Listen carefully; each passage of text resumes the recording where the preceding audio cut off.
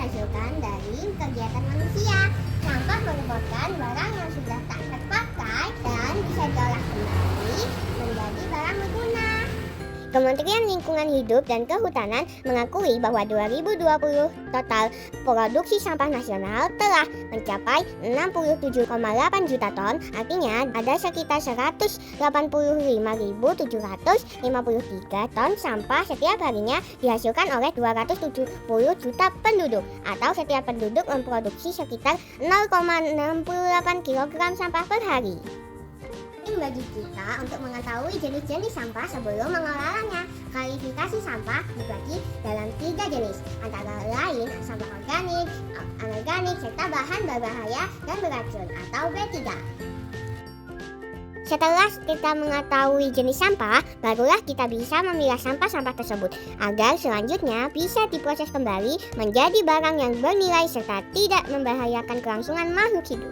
Manfaat dari proyek ini diharapkan masyarakat ikut berpartisipasi dalam memilah sampah, utamanya dari sampah rumah tangga. Dengan pengolahan sampah dari unit terkecil bisa berdampak besar terhadap pengolahan sampah skala besar. Sebab kebersihan lingkungan mengambil peran penting dalam mempengaruhi kesehatan tubuh dan lingkungan. Apabila lingkungan bersih, maka akan tercipta masyarakat yang sehat. Jika dijabarkan pengertian dari sampah organik, adakah sampah yang dikategorikan bisa membusuk atau terurai dengan sendirinya? Sampah jenis ini terdiri dari bahan basah yang tidak tahan lama dan cepat membusuk. Biasanya sampah organik berasal dari sisa makanan, daun kering, sayuran, kotoran hewan, dan masih banyak lainnya.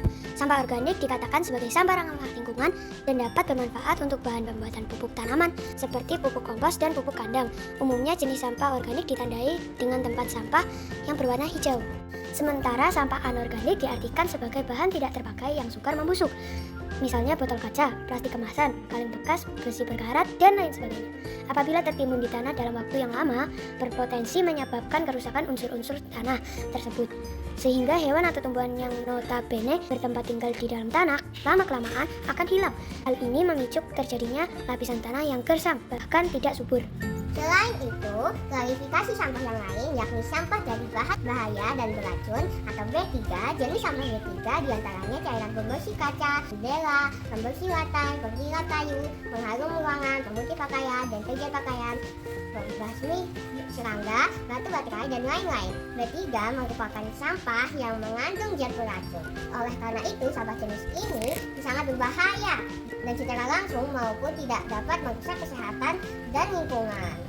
Menggolongkan jenis sampah menggunakan tempat sampah dengan warna yang berbeda, yaitu warna hijau untuk sampah organik, warna kuning untuk sampah organik, dan merah untuk sampah lintas B3. Dengan memilah sampah, kita bisa mendaur ulang sampah sesuai dengan jenisnya, menjaga kelestarian tanah, air, dan ekosistem daratan loh. Mari memilah sampah dengan cermat untuk merawat alam sekitar. Ajak teman dan orang di sekitar kita